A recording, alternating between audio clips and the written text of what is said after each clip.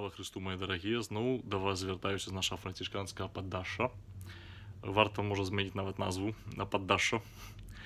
Ось. І сьогодні тема вельми важна, вельми актуальна, думаю, для кожного з нас.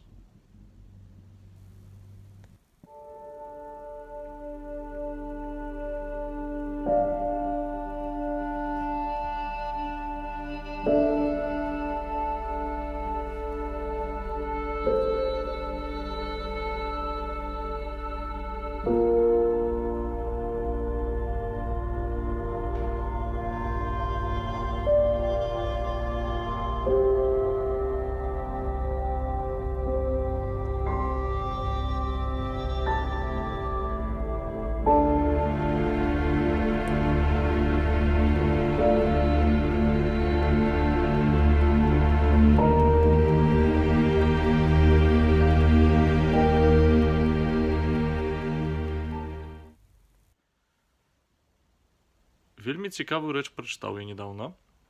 Оказывается, те люди, которые умеют доверять іншим людям у своем власном бизнесе, они больше поспяховые, отсотков на 14 поспяховые, чем те, которые стараются все робить сами. Больше того, цікавая речь, это той отсоток, который приравнивается до вышейшего навчання, тобто вищої навчальної установи, так якби ти вчився спеціально, здобував які веди.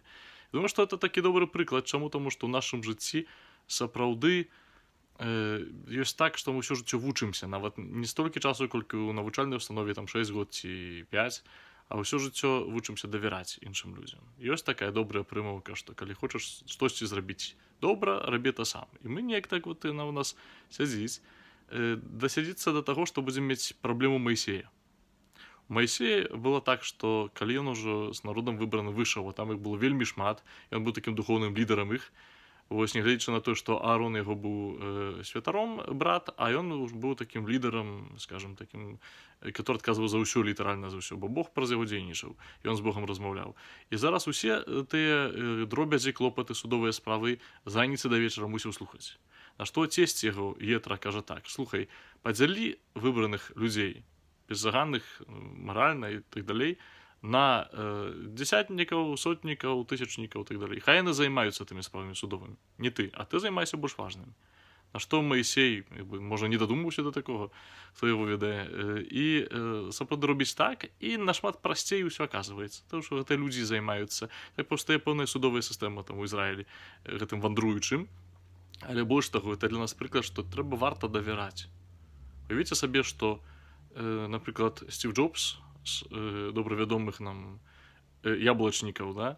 Ён бы сам рабіў уласнаручна ўсе тэлефоны, ён бы сам праектаваў усе дызайны, ён бы сам займаўся ўсім, хаця ён так насамрэч шмат чым займаўся там і кантраляваў гэта, але калі б ён сам мусіў гэта зрабіць, карпарацыя б не выглядала так, як зараз выглядае. Калі б не ведаў касцёля, напрыклад, папа рымскі павінен быў займацца ўсім. То есть усе шлюбы удзяляць. Уявіць сабе, это фантастыка проста. Ты не даў бы рады сабе з гэтым всім. То бок, сапраўды, вялікія рэчы, яны трымаюцца не на адным чалавеку. Нават самы харызматычны. Нават чалавек, который атрымаў ад Бога нават шмат усяго рознага, хто прыбліжаны да Бога, так як Маісей, і Бог яму праз цесця яго, і то знову трэба было паслухаць цесця, не кожны можа паслухаць цесця уласнага, кажа, ты павінен даверыцца іншым людзям, даць ім эту магчымасць. І сёння я заклікаю сябе і вас падумаць, ці не ёсць так у маім жыцці, што я такі самотны воўк, што я такі адзіночка, который сам хоча ўсё распланаваць, усё зрабіць. Ці не ёсць так, што праз гэта я хачу нейкім чынам уплываць на то, што адбываецца, а больш таго, можа, гэта ўкрытае нейкае прагненне так пазвяздзіць, быць такім дасканалым, патрэбным, незаменным. Это вельмі добры рахунак сумлення. Ці я магу даверыць іншым людзям тую працу, которая для мяне важная. Ці я магу пусціць іх у гэты свой свет. Бог нам давярае. Бог нам давярае. Справу збаўлення ў нашы рукі дае. Таксама. Дазваляе нам быць удзельнікамі, саўдзельнікамі этой справы збаўлення, сааўтарамі. Чаму б мы не мелі давяраць іншым людзям?